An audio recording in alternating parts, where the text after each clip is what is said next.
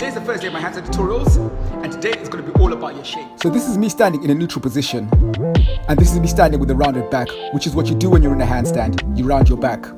This is me standing in a neutral position with my arms up, and in the next picture, I'm standing with my arms up but with a rounded back. Let's have a look at those positions again.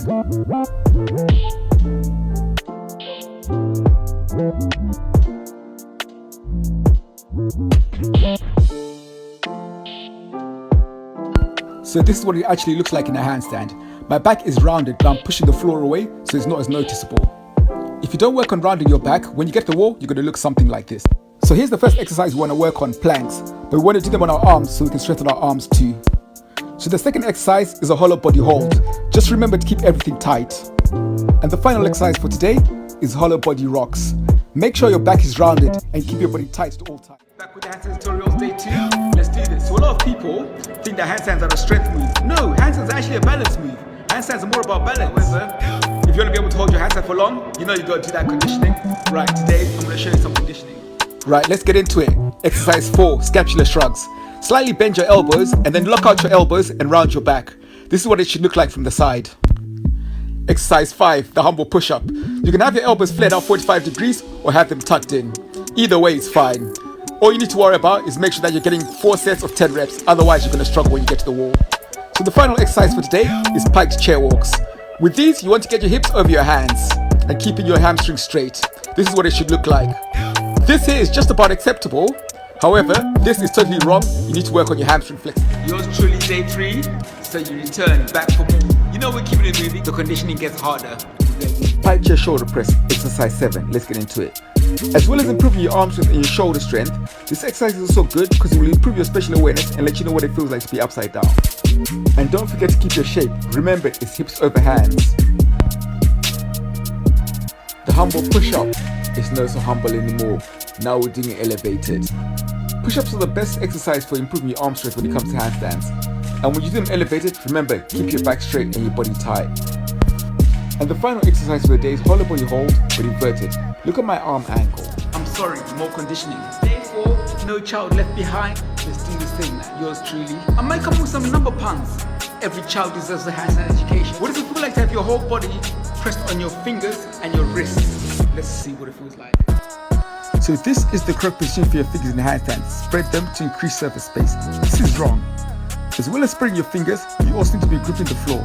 Look how my fingers are trying to grab the floor.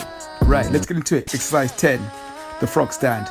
With this exercise, it's going to improve your finger strength, your wrist strength, and it's going to let you know what it feels like to balance your whole body on your wrists and your fingers. Exercise 11, the humble push-up has now become the pike push-up.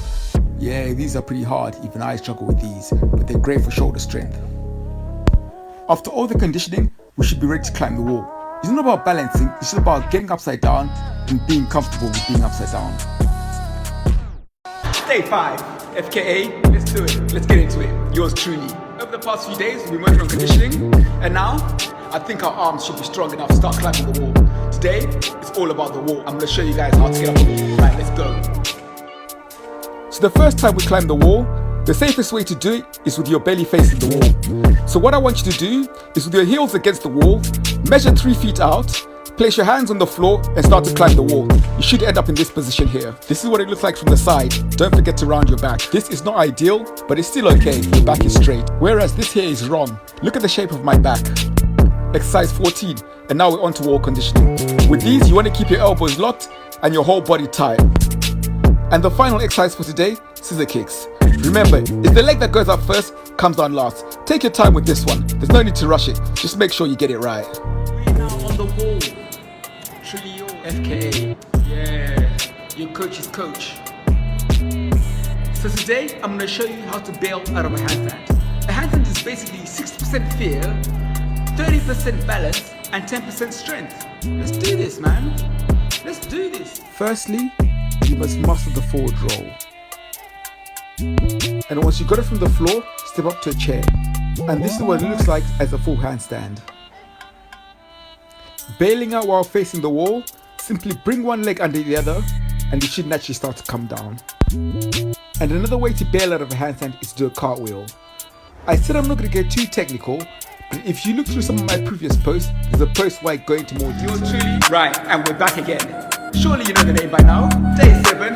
I'm running on the fingers. Of course we're back to the wall. Hopefully you've been practicing your scissor kicks though. They might come in useful today. When your back's facing the wall, this is the correct way to drop into a handstand. It's called a kick up for a reason. Whereas here I kick back and my body ends up all over the place. Let's go. Exercise 19. A kick up with your back facing the wall. Try to hold it for 10 seconds. If you're having trouble catching the wall, remember these? Scissor kicks. Go back to these and spend a little bit more time on these.